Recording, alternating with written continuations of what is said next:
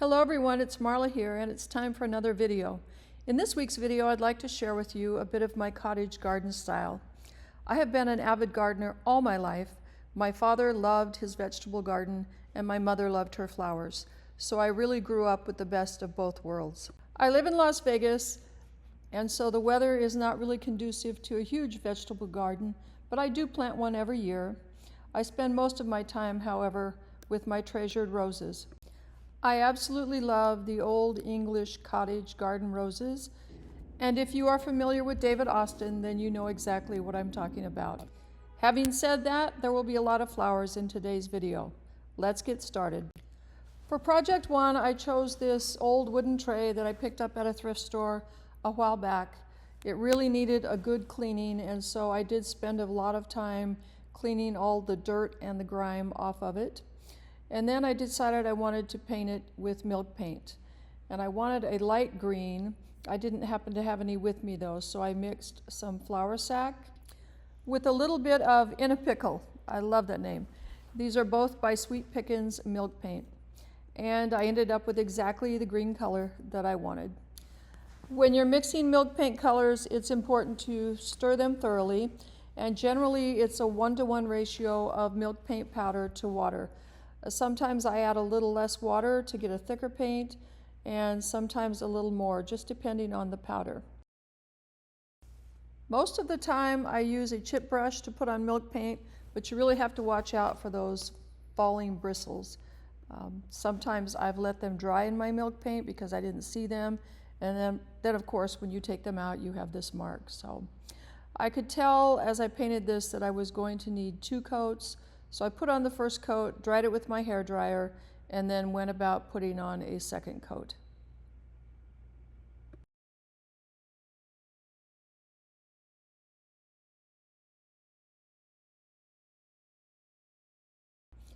Once the second coat of milk paint was dry, I got out my finger sander and started sanding away to see if I could get any chippiness. I did get a little bit on the bottom and some on the edges, but not as much as I thought I would get.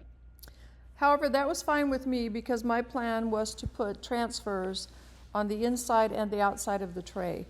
And I did not put a top coat or anything on the milk paint before I started putting on the transfers, and they went on just fine.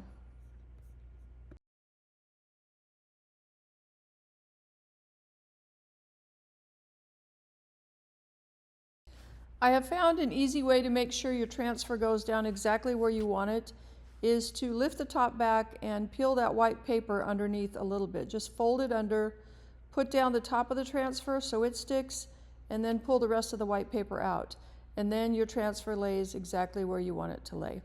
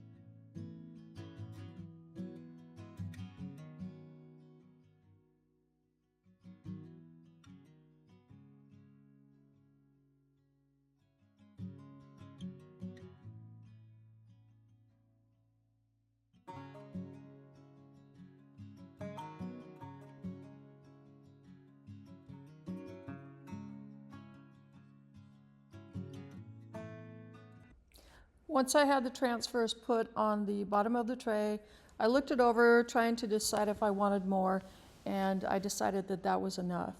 I did use a similar transfer though and cut out the name of the company, LL May, and put that on the front of the tray with a couple of roses, one on either end.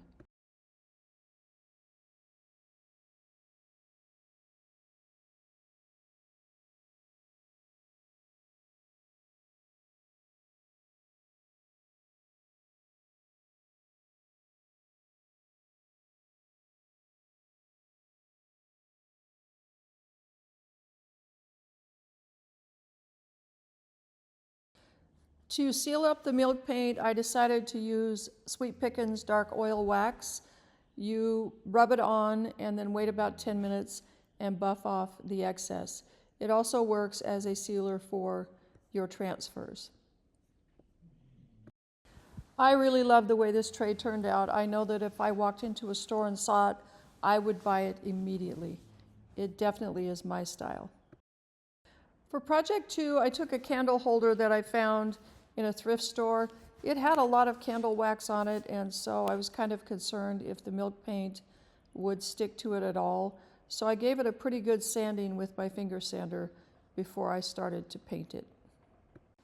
I decided I wanted it white, and so I just used flour sack milk paint, again mixing it in a 1-to-1 ratio with water. I let it set for a few minutes and then started to paint the candlestick.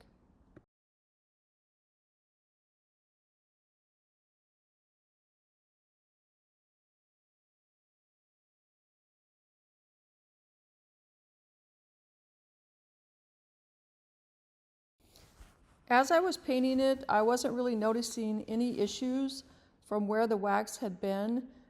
It did take me quite a while to get the wax off using a razor blade, but I think the sanding helped because when I sanded it later after it had been painted, most of the paint stayed on.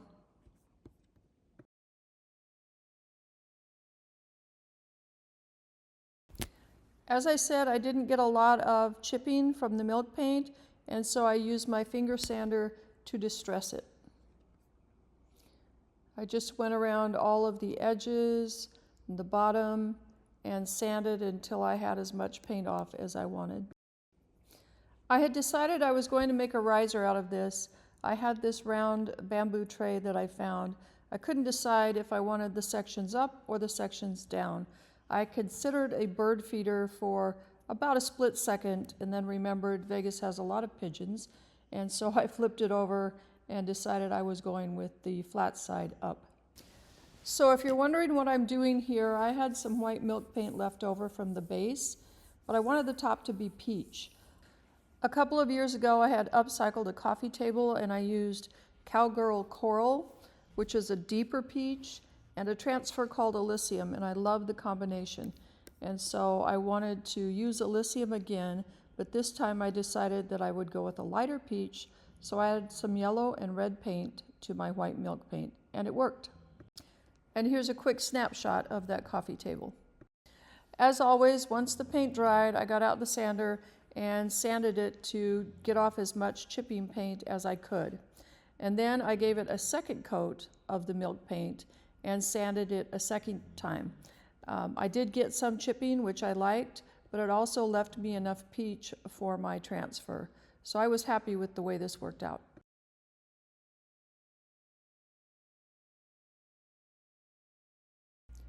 I got out my Elysium transfer book and went through the pages to find one that I really liked, and then I put the top over it to decide what part of that transfer I wanted. Once I had picked it out, I found the easiest way to make it fit was to use my scissors to make a little indentation in that plastic and then cut around that indentation.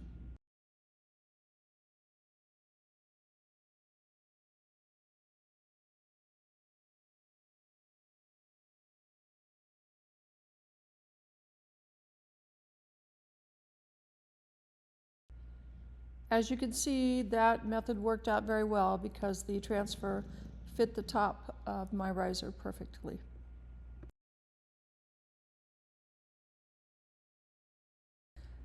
Now, as I was taking this transfer off, I did have a couple of sections where the paint came off with the transfer, but that just added to its vintage look, so I didn't mind. After I was finished with the transfer, then I applied some Type Bond Quick and Thick to the bottom of it and attached the candlestick. I wanted to make sure that it was on there evenly, and so I just used a stick that I had and marked it, and then went around all four sides to make sure they were the same distance from the edge. To complete the project, I painted a coat of Fusion's Antiquing Glaze over the top and the pedestal. And then I used a shop towel to wipe back any of the excess glaze.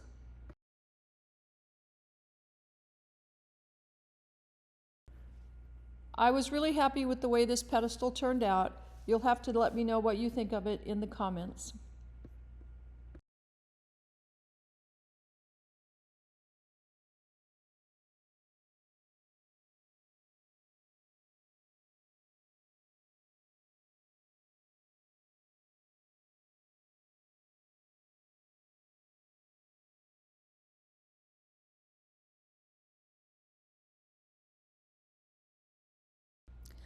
For project 3, I took a church that I picked up at a thrift store a couple of years ago. It looks to me like something Hobby Lobby would have had, something that you would take home and finish on your own. And it's been sitting around for a long time because I couldn't decide what to do with it. And then I started thinking about an old church I used to drive by when I lived in western Nebraska. It hadn't been used in decades, but it was still standing for the most part. Back in the trees, and it was just beautiful. I loved passing that old white church, and so I decided that's what I was going to do with this, is try to make it look like it had been around for a very, very long time. I started out by painting it with a coat of white milk paint, flour sack, and then I decided to add a clay mold to the top. This is one of the molds from Classic Elements, an IOD mold. After the paint had dried, I took my finger sander out and I started sanding off paint so I could make this church look like it hadn't been touched up with white paint for years and years. After I was done distressing it, I gave the entire thing a coat of DIY's Big Top.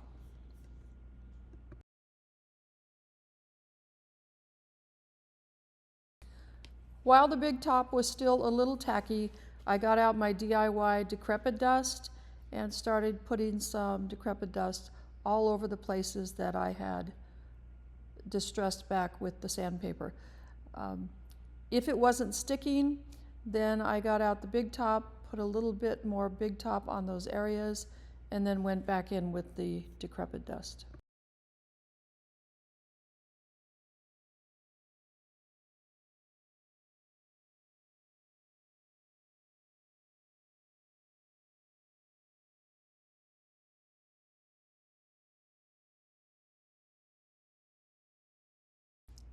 I finished off the bottom of the church with a coat of Fusion's antiquing glaze. And then I turned my attention to the roof and a cupola on top.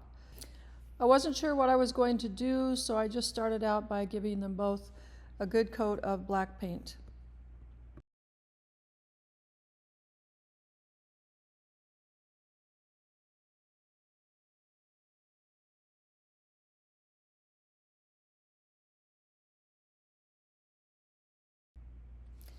After the paint had dried, I decided to go in with some Spanish moss. I wanted it to look like birds had built nests in this church over the years and that they were the only occupants there.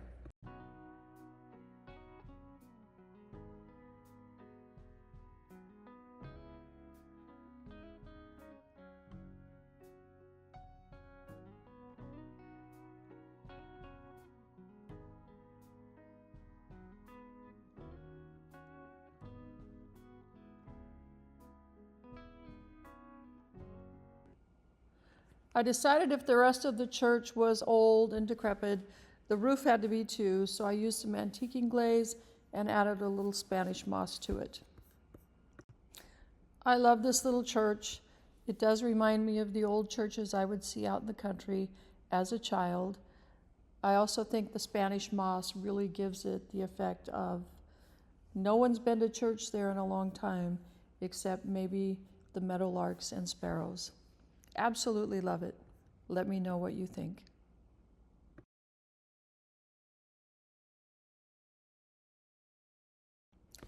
For project 4, I'm actually finishing up a project I started several months ago. I had this old sewing machine box, nothing fancy, and I painted it with some pantry door milk paint. And then it just sat. And then when I was doing last week's video, I used this mixture of green paint on a bowl that I made, and I love the color. And so I grabbed this sewing box and decided I was going to go right over the top of the pantry door with this mixture.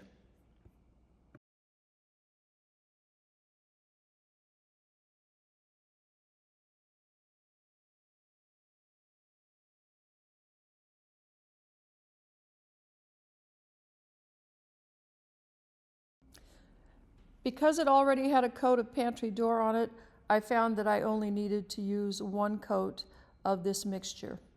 After it dried, I sanded it and then I gave it a coat of DIY Big Top to seal in the milk paint and to give me a better surface for transfers.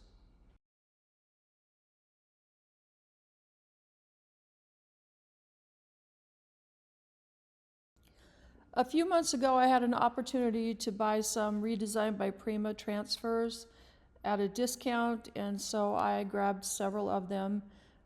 I love this one with the roses, but I'm going to be honest in saying that they don't go on as easy for me as the IOD transfers.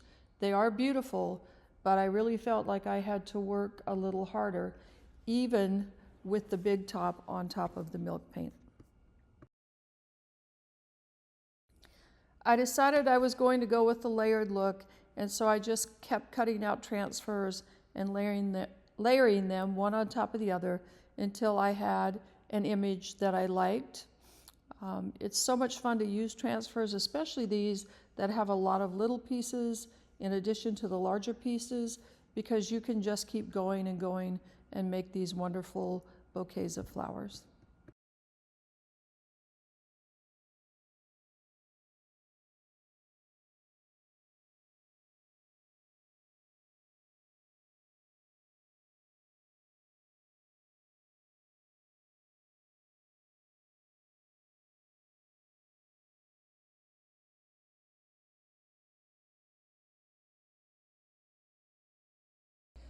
Once I had finished with the first side, then I flipped it over and started working on the second side.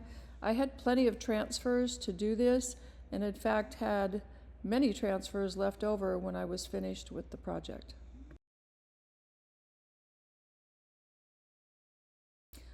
I also decided to add a small transfer to the end of the box where the handle was.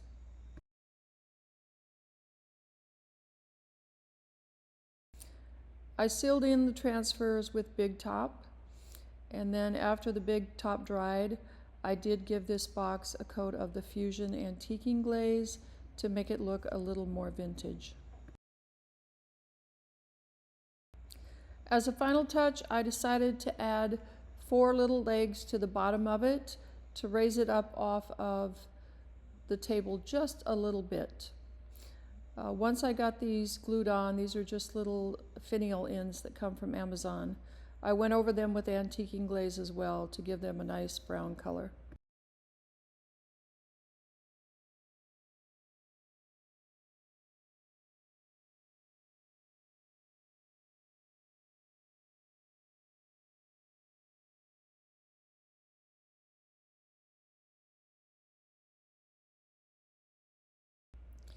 I really like the way this little sewing box turned out.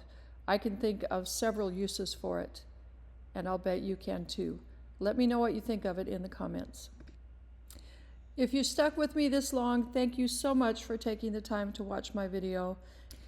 I know that all of us are busy and time is precious, and so it really does mean a lot to me that you would spend 20 minutes or so of your time watching my video.